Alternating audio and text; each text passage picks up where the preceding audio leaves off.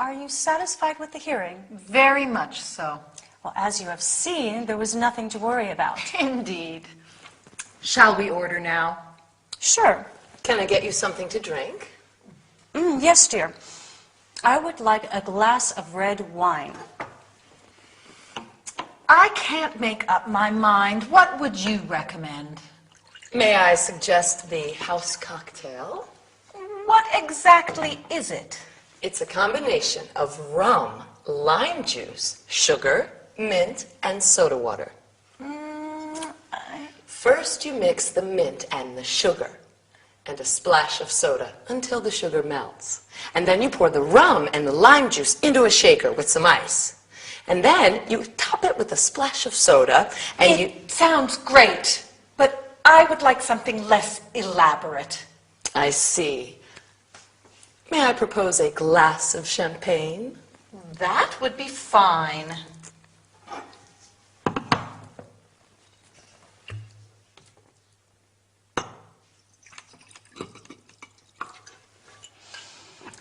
To our successful meeting. Cheers.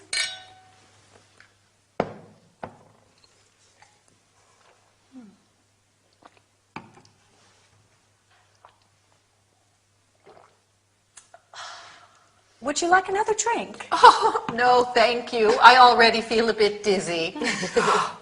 I'm afraid I have to go. I have an appointment in half an hour's time. Oh. May I have the bill, please? Sure, it's 15 pounds. Put your wallet away. This is my treat. No, you paid for dinner last time. Thank you, then. Thanks for a most enjoyable evening.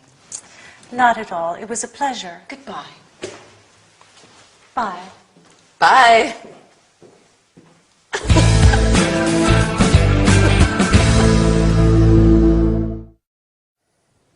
Hi, everybody.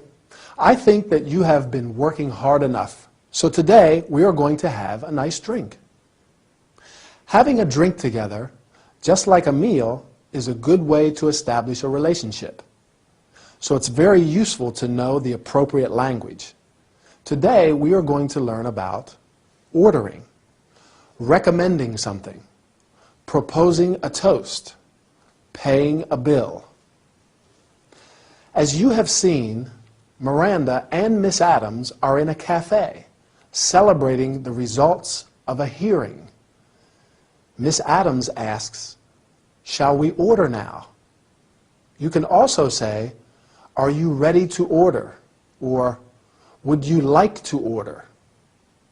Emily asks them, "Can I get you something to drink?" Or she could say, "What would you like to drink?" Miss Adams is undecided and says, "I can't make up my mind." To make up one's mind means to make a decision. Then she asks for advice. "What would you recommend?" You can also say, "What do you suggest?" Emily proposes a house cocktail, a cocktail made with their own recipe. Miss Adams asks, "What exactly is it?" Can you remember some of the cocktail's ingredients? Rum, lime juice, sugar. Right. However, Miss Adams is not enthusiastic and says, "It sounds great, but I would like something less elaborate." Before drinking, Miranda and Miss Adams make a toast. A toast is the act of raising glasses at a gathering and drinking together.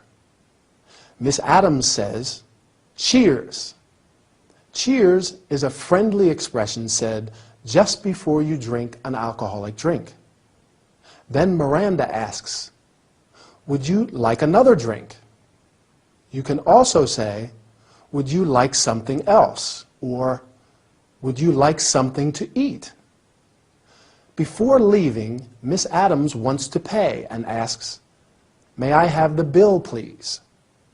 But Miranda does not want her to pay.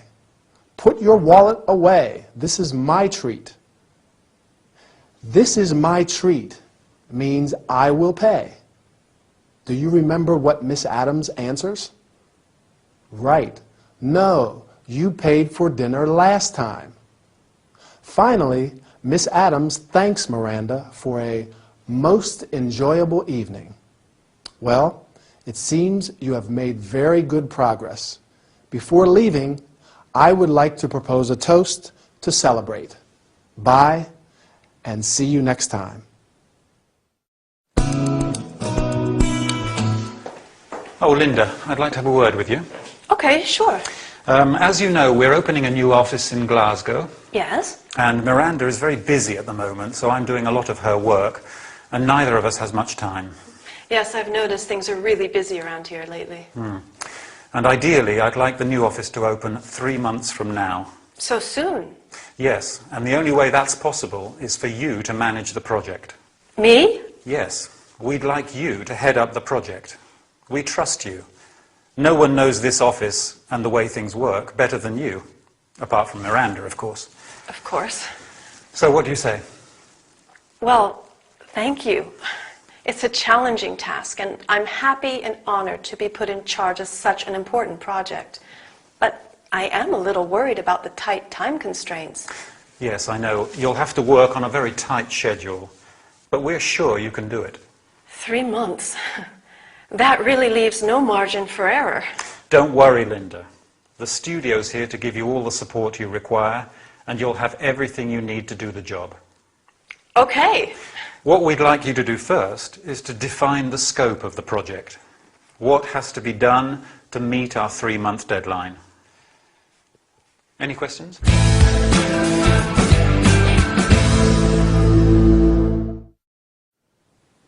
Hi, good for Linda. She's in charge of an important project.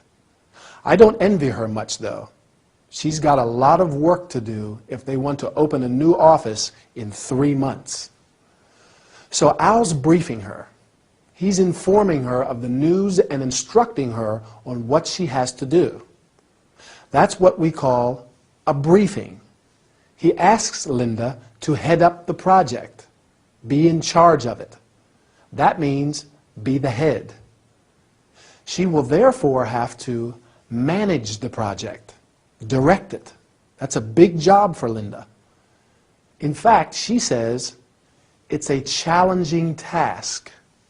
It's a difficult but stimulating job. It's challenging. So why is it difficult? Well, Linda's worried about the tight time constraints. The time she has is very little. The deadline is in 3 months.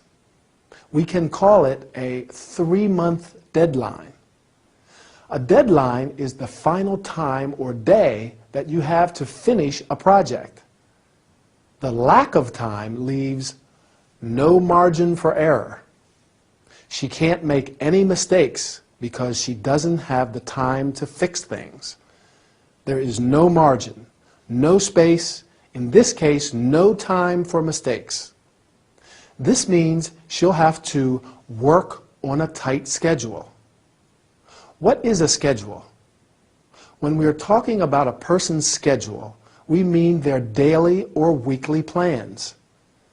But in this case, the schedule is the timed plan of procedures for the project. All the things Linda has to do and when she has to do them. Well, Al reassures her that she'll receive all the support she requires and that she will have everything she needs to do the job. And what's the first thing she has to do? Do you remember? That's it. She has to define the scope of the project. In project management, the scope is the totality of work needed to complete a project. Linda has to define the scope, specify exactly what everybody involved has to do.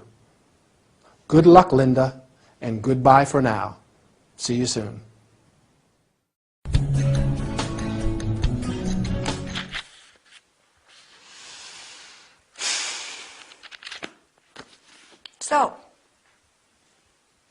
So, ready for our coffee? Or do you prefer I come back after the gym? You went to the gym yesterday, didn't you? Sure, I go every day. Every day?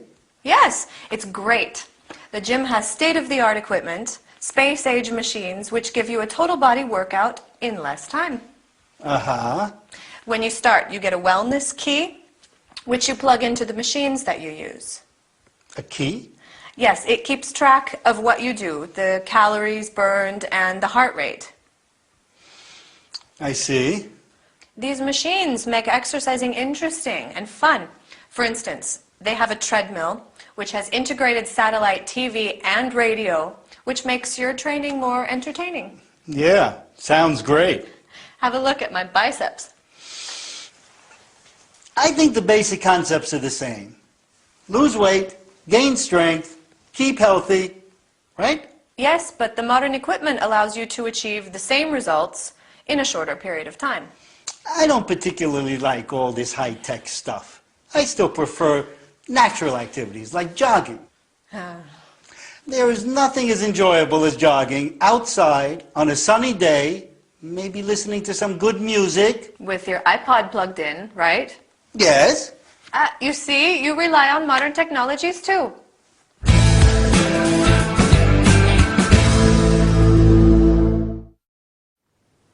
Hi, let's start with our health and body care workout. Today, we're going to learn terms and verbs related to the gym, physical exercise, and high-tech equipment. To Ray's surprise, Lucy goes to the gym every day. The gym is, remember, short for gymnasium, the place where you take classes of aerobics, martial arts, etc., or just exercise your body and increase your strength. Lucy's gym has state-of-the-art equipment. State-of-the-art means very modern, using the most recent technology. Equipment indicates a set of tools or machines. The space-age machines of Lou's gym give you a total body workout in a short time. Workout means exercising our body. You exercise your body in order to achieve wellness, the state of being fit. You can also use the word workout referring to the art of practicing something. Lucy receives a wellness key, right? It's an electronic device that keeps a record of all the exercises, the calories burned, and the heart rate. The heart rate is the rhythm at which the heart beats.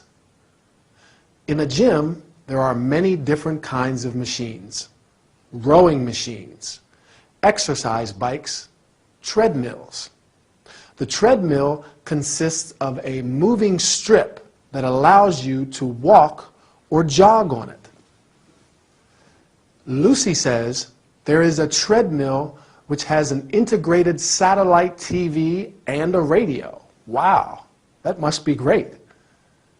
Given Lucy's biceps, it seems that these machines are quite effective. The biceps are the large muscles at the front of the upper arm. Other muscles that you frequently exercise are abdominals, quadriceps, shoulder muscles. As Ray says, the basic concepts are the same: to lose weight, gain strength, and keep healthy.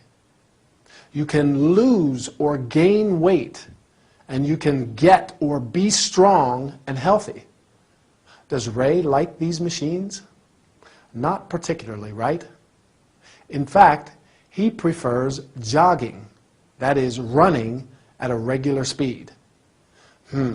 Our time's over. I think I'll go jogging too. See you in the next session. Bye.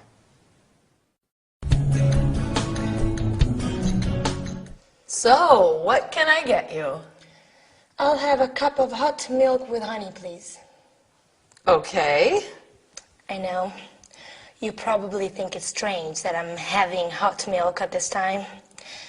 I would normally order a glass of wine or a vodka tonic, But I'm expecting, A baby?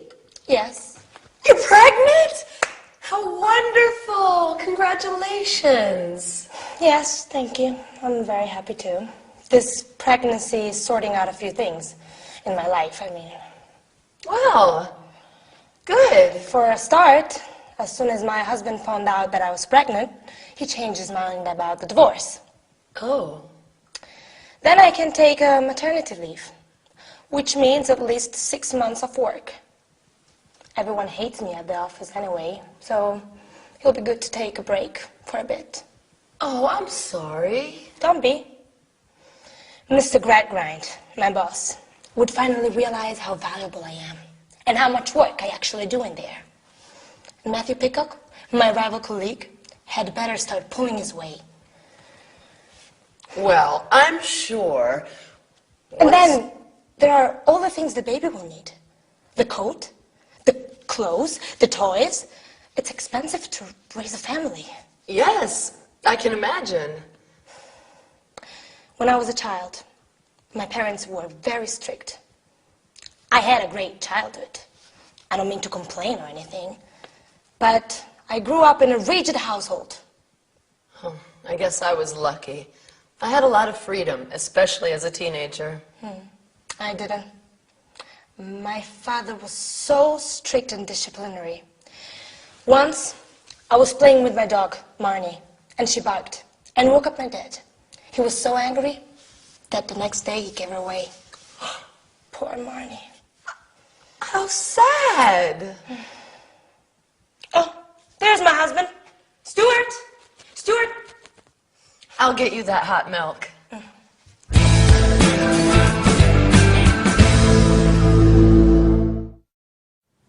Well, Emily looks relieved that Stuart's arrived. I think Rose just needed to talk to someone.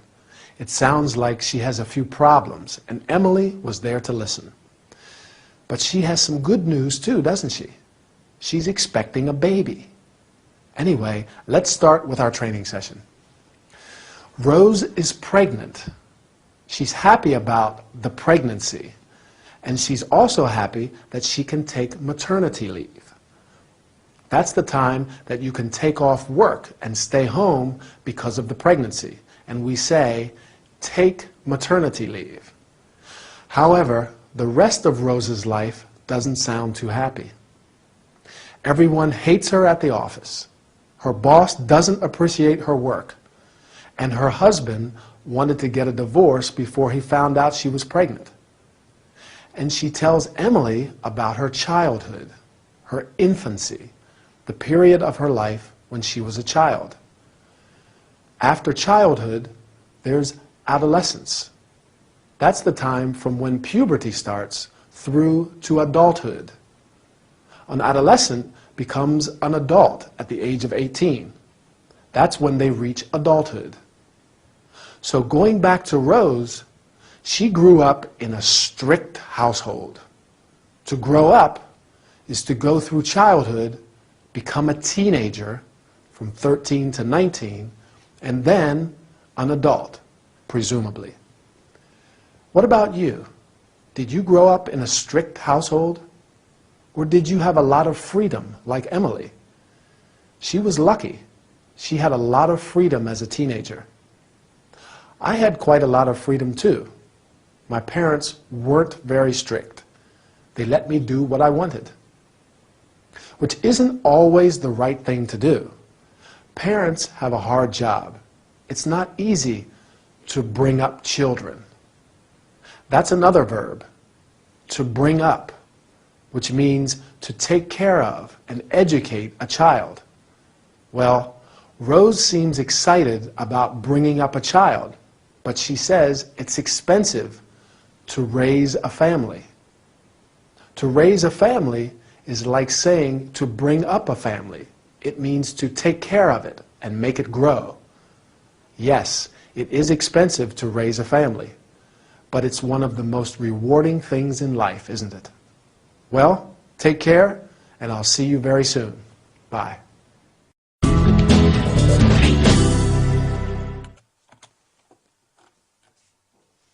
Good evening, madam. How may I help you? My name is Emma Wallace, and I have booked the deluxe suite for 3 nights.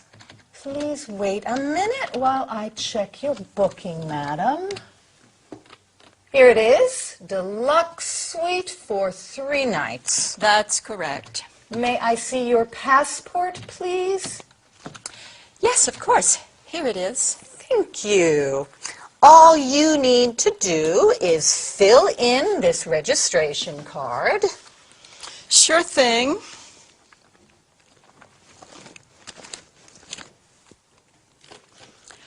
Could I use your pen? Oh, sure. Here it is.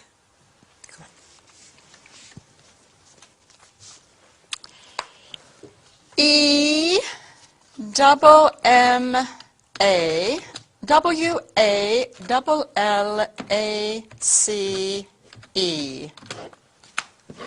Here you are. Here is the key card to your room and a brochure of the hotel's facilities. Good. When is breakfast served? Breakfast is served from 7 a.m. to 9:30 a.m. in the restaurant. 7 a.m. to 9:30 a.m. Would it be possible to have room service later on? Let's say 11:30? I'll see what I can do. Fine. Do you need a wake-up call? Yes, please ring me at 11.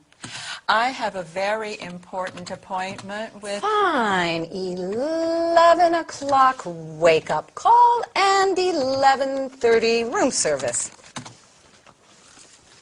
Could you take a photo of me here in the hotel? My fans will love it. Your fans? Oh, you're Emma, City Life FM Agony Aunt.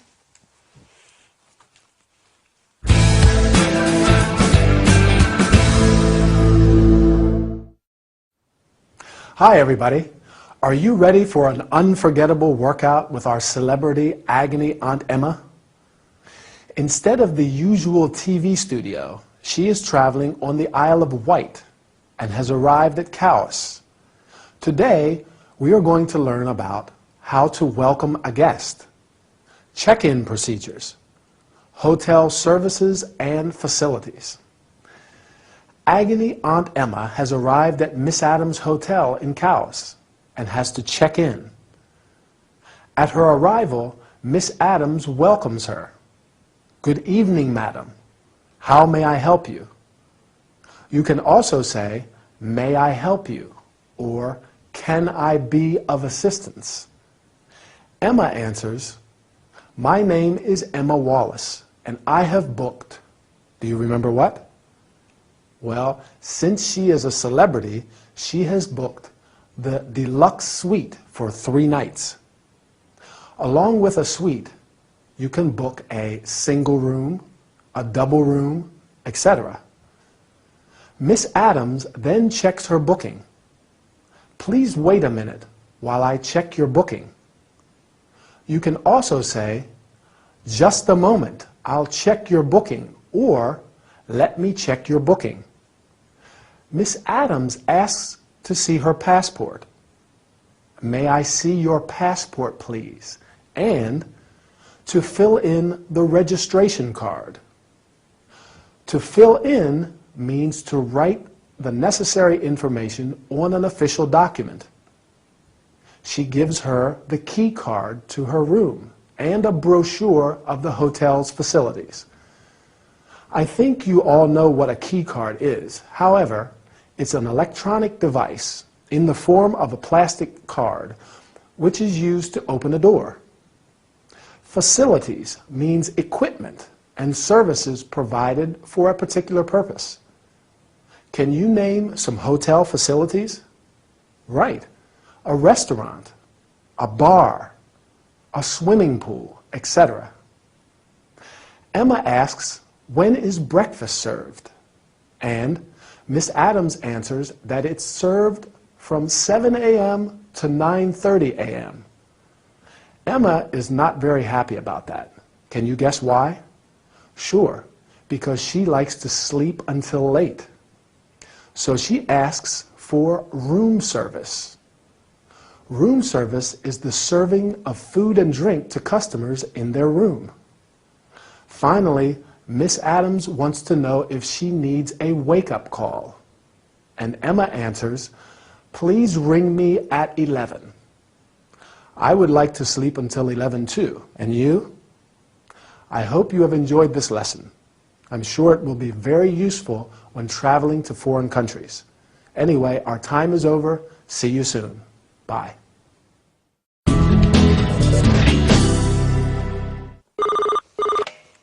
Reception, how may I help you? You have a complaint? I'm sorry to hear that. What seems to be the problem? There are only 2 pillows on your bed. Yes. Well, I can send you up another pillow if you'd like 3. That's no problem. Why do we have such small towels? Our towels are standard size, miss. Sorry, I didn't catch your name. And what's your room number, Miss Wallace? No, I don't remember what room you're in, Miss Wallace, not off the top of my head, and the computer's switched off. It's just quicker if you tell me what room you're in. However, I can always turn the computer back on. 23, thank you. I'll contact the laundry room immediately and have them bring you a larger towel and another pillow. Good night, Miss Wallace. This is Miss Adams. Can you take a large towel, the largest we've got, to room 23? And another pillow. Thank you.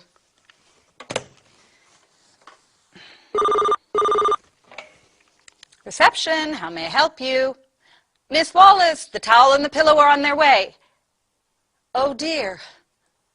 No clothes hangers in the wardrobe? Please accept my sincere apologies for the inconvenience. I'll fix this matter straight away. Yes, Miss Wallace, don't worry. I'll send you up some clothes hangers now. Have a good night.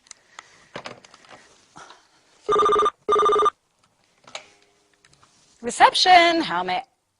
Miss Wallace, what's the problem now? That's right. There isn't any milk in the minibar. There's never milk in the minibar.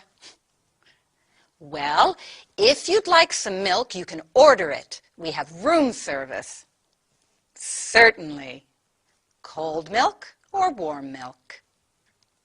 You'll have your hangers and your cold milk shortly.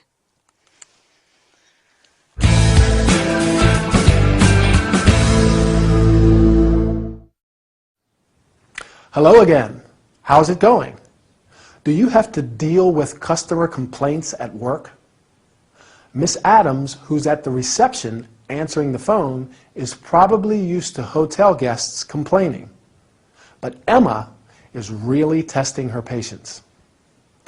Let's look at some of the things Miss Adams says as she deals with Emma's requests. First of all, when Emma says she has some complaints, Miss Adams replies, "I'm sorry to hear that." Or we can say, "I'm sorry to hear about this."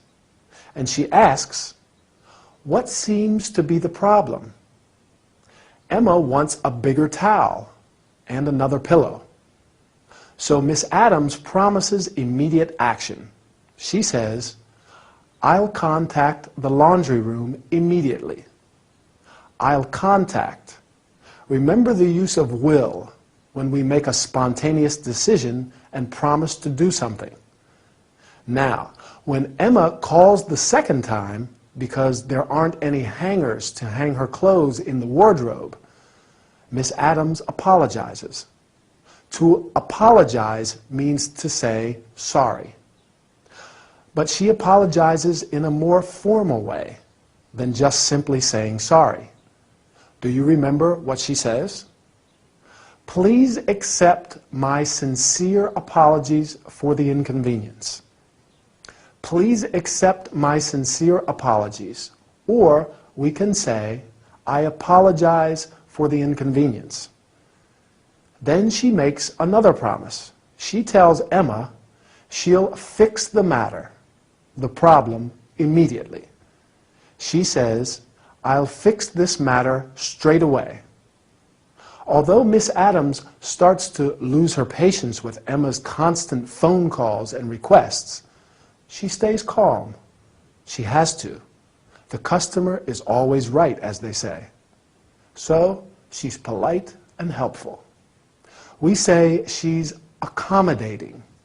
She's obliging. Accommodating and obliging are two adjectives that describe a person who does their best to help others. Someone who is courteous and helpful.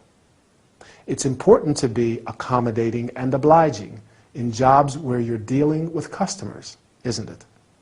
Well, that's all we have time for today. Keep practicing your English. See you soon. Bye.